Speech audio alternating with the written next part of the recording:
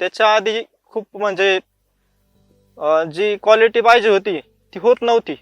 तशी यावर्षी बघू शकता तुम्ही, क्वालिटी पण झाली आणि जवळपास माझा खर्च पण वाचत गेला पाण्याचा.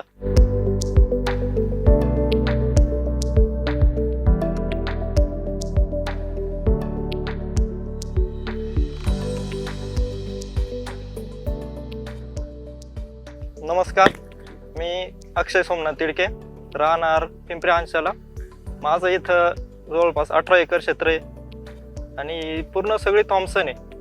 त्याला इथून माग जवळपास तिसऱ्या दिवसाला पाणी येत होतं आणि जेव्हापासून मी फायलो बसवली तिथून मला सगळे चेंजेस दिसले.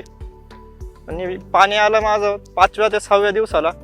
जवळपास माझा टँक निघाला तिथून आणि इथं मी जवळपास 16 सेन्सर बसवले आणि इथली सॉईल पूर्ण जवळपास लाईट सॉईल आहे पूर्ण इथली.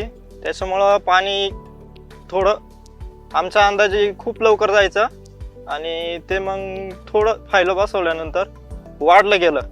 थोडा टाईम पिरियड जो म्हणजे ॲक्युरेसी पाहिजे होती पाण्याला जायची ती वाढली. त्याच्यानंतर ते खूप चेंजेस झाले माझ्या प्लॉटमध्ये पण. त्याच्या आधी खूप म्हणजे जी क्वालिटी पाहिजे होती ती होत नव्हती. तशी यावर्षी बघू शकता तुम्ही, क्वालिटी पण झाली आणि जवळपास माझा खर्च पण वाचत गेला पाण्याचा.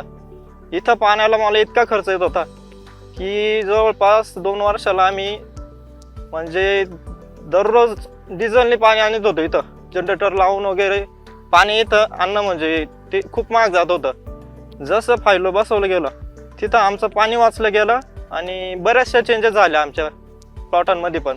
माझं म्हणण्याचा हेतू एवढाच होता की सर्व शेतकऱ्यांनी टेक्नॉलॉजीकडे गेलं पाहिजे आणि बदल केले पाहिजे सगळ्यांनी, एवढंच माझं आव्हान होता.